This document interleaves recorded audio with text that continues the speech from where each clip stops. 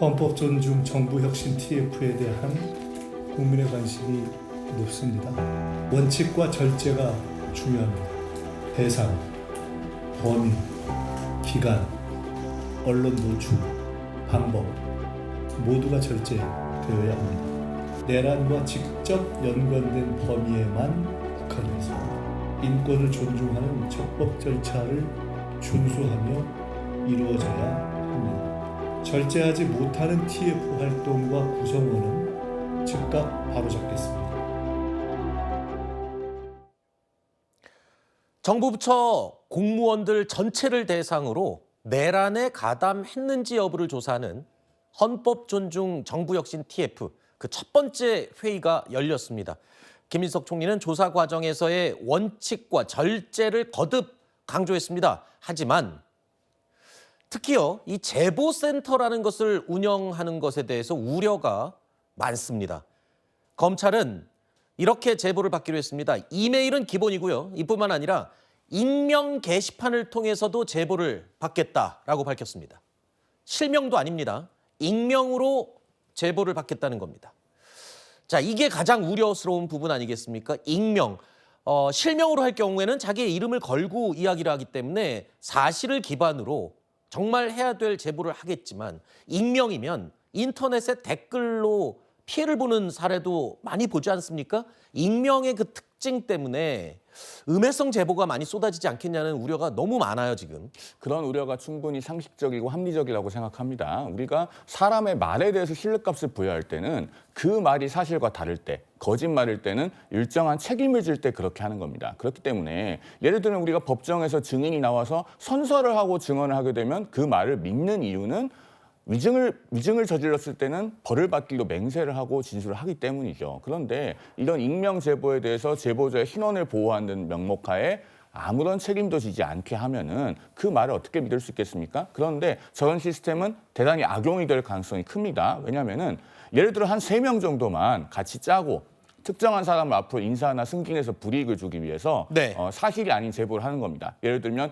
A 국장은 비상계엄 이후에 사석에서 윤 전 대통령이 탄핵소추 당한 것에 대해서 울분을 토로했다. 네. 이런 이야기를 하면 그런 제보를 가지고 누군가를 징계할 수는 없을 겁니다. 네. 하지만 인사권자의 머릿속에는 들어가 있겠죠. 이 각 부처별 TF는 대부분 장관이 TF의 수장입니다. 네. 그러면 머릿속에 그 정보는 입력되어 있고 앞으로 그 장관이 있는 동안에 해당 인물은 승진해서 배제될 가능성이 있겠죠. 이런 것들 지금 공직사회가 크게 우려하고 있는 겁니다. 이런 네. 공무원 길들이기, 줄 세우기, 속가내기는 하면 안 되는 겁니다. 네, 바로 이 부분이에요.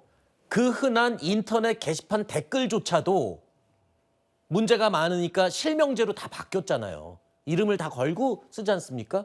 그런데 이렇게 중요한 제보를 내란에 가담했는지 여부를 제보받는데 익명 게시판을 운영한다. 지금 말씀하신 대표적인 우려의 목소리. 이거를 모를 리 없을 텐데 왜 운영을 하겠다는 겁니까?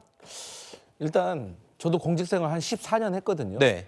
제가 뭐 한 3군데 기관에서 다 근무해봤는데 사실 이제 제보라는 거는 사실 실명으로 하는 것보다 익명으로 하는 것이 거의 대부분입니다. 우리 군대에서도 사실 소원술이라든가 학교에서도 학교폭력이라든가 그리고 국회에서도 국회 내에서 있을 때 뭐 대나무 숲이라든가 이거 실명으로 하는 경우 거의 없습니다.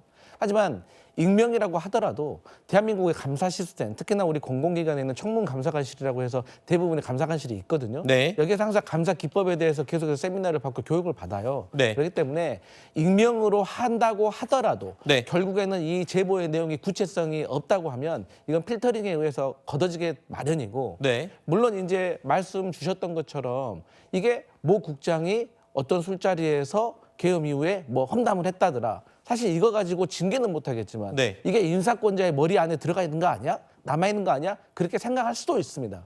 하지만 대부분의 이런 징계 절차에 들어갈 때는 위원회 회의에 거쳐야 되는 것이고 위원회 회의 거쳐진 다음에 결과 보고가 그 수장에게 들어가는 것이기 때문에 네. 사실 뭐 모든 것을 100% 막을 수는 없다라고 말씀드리기는 어렵겠지만 네. 그런 부분에 있어서는 사실 내부적인 이 보안 견제 장치가 있다 이것을 말씀드리고 있습니다. 글쎄요. 굳이 익명 게시판까지 안 해도 충분히 제보가 있을 텐데 말이에요. 전 근데 그게 이제 궁금합니다. 익명이 아니라 실명으로 되면 많이 위축될 겁니다. 그리고 제가 말씀드렸지만 네. 익명이더라도 구체성이 띄지 않으면 이것은 거의 필터링 될 겁니다. 알겠습니다.